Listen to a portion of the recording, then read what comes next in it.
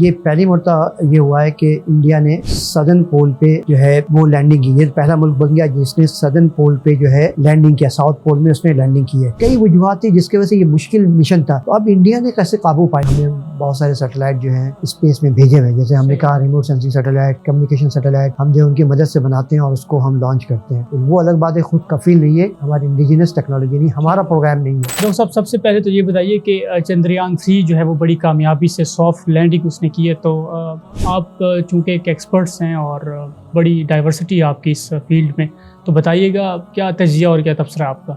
देखिए, वैसे तो इंडिया आपको पता है कि ये चौथा मुल्क बना है जिसका स्पेस मिशन जो है कामयाबी से लैंडिंग करने में कामयाब हो गया। लेकिन इस मिशन की एक ख़ास बात यह है कि ये इसकी जो लैंडिंग हुई है साउथ पोल में। तो आप समझना चाहिए कि नॉर्थ पोल और साउथ पोल में क्या फ़र्क है। वैसे आपको पता है हम जो है नॉर्दर्न हेमिस्फीयर और साउदर्न हेमिस्फीयर की बात करते हैं, तो इसी तरह से चाँद को भी हम दो हिस्सों में डिवाइड करते हैं, नॉर्दर्न हेमिस्फीयर, एक सदर्न हेमिस्फीयर।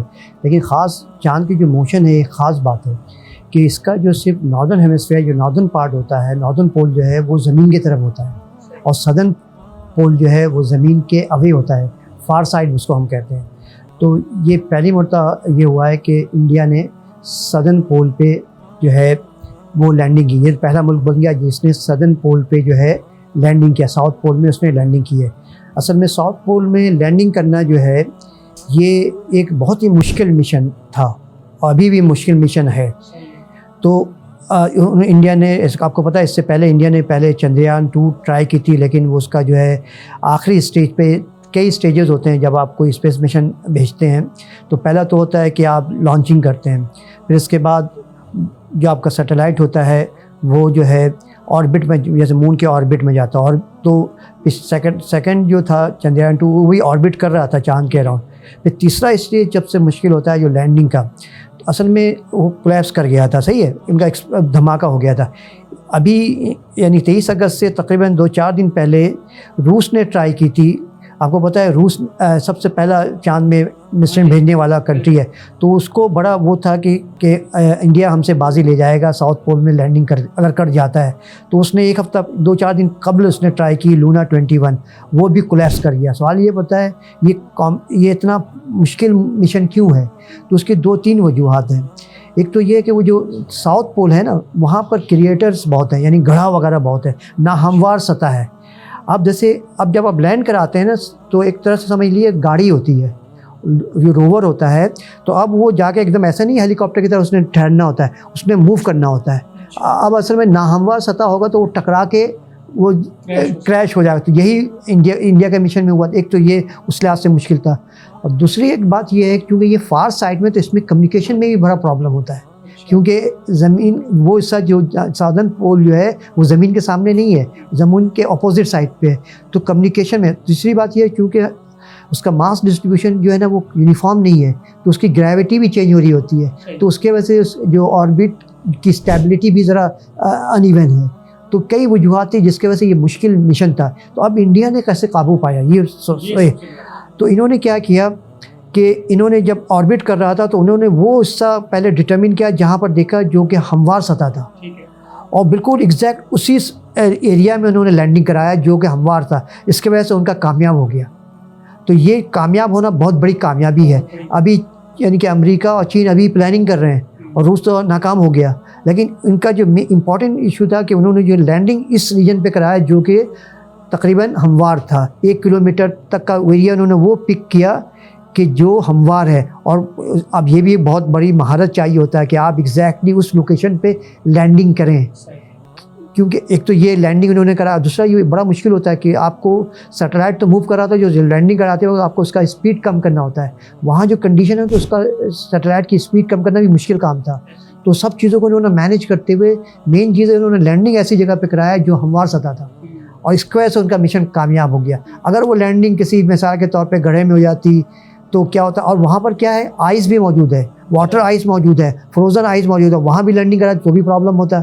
तो उन्होंने एक पहले जब ऑर्बिट कर रहा था चंद्रयान 3, तो उन्होंने वो एरिया वो रीजन डिटरमिन किया जहाँ पर मुनासिब तकरीबन इवन सरफेस था और उसी एग्जैक्टली उसी लोकेशन पर उन्होंने लैंडिंग कराया। इसके वजह से ये इनका मिशन जो है वो कामयाब हो गया।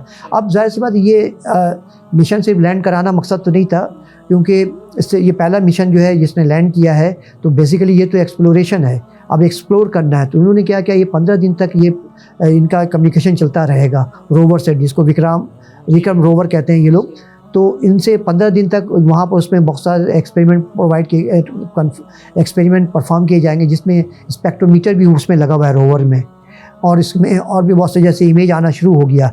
तो अब इससे पहले कोई भी चूँकि रोवर लैंड नहीं किया था, अब जो इंफॉर्मेशन आएगी वो बहुत ही ज़्यादा एक्यूरेट होगा, क्योंकि इससे पहले सैटेलाइट से तो हमने इमेज लिया हुआ है, लेकिन सैटेलाइट से इमेज लेते हो तो आपको पता है ज़रा ज़्यादा डिस्टेंस होता है। ये तो बिल्कुल उस सतह पे मौजूद है, यहाँ एक्यूरेट इंफॉर्मेशन हो। जैसे सैटेलाइट से आप जो डेटा लेते हैं ना वो एक्यूरेट नहीं होता, ग्राउंड बेस्ड डेटा वो ज़्यादा एक्यूरेट होता है। तो ये उनका समझिए ग्राउंड बेस्ड, तो 15 दिन तक जो है वो जो अर्थ पे जो इनका ग्राउंड स्टेशन इंडिया का है, तो वो इनको 15 दिन तक डेटा उसको इमेजेस और मुख्तलिफ डेटा इसको भेजेगा। तो इनके पास ये फर्स्ट हैंड नॉलेज आएगा जो बहुत ही ज़्यादा एक्यूरेट होगा। तो सब ये बताइएगा कि ये जो स्पेस मिशन होता है, इसके भेजने का मकसद क्या होता है? ये जो एक्सप्लोरेशन होती है वहाँ जाकर स्पेस के ऊपर, तो कोई ख़ास पर्पज़ और मकसद होगा, वो ज़रा डिटेल से बताइए। स्पेस मिशन जब भेजा जाता है तो मकसद ये होता है कि आप उस एरिया को कैप्चर कर लें तो वो आपका इलाका होगा, तो आप फ्यूचर में जब आप मिनरल्स को आप ला सकते हैं, ये भी एक स्पेस एक्सप्लोरेशन का एक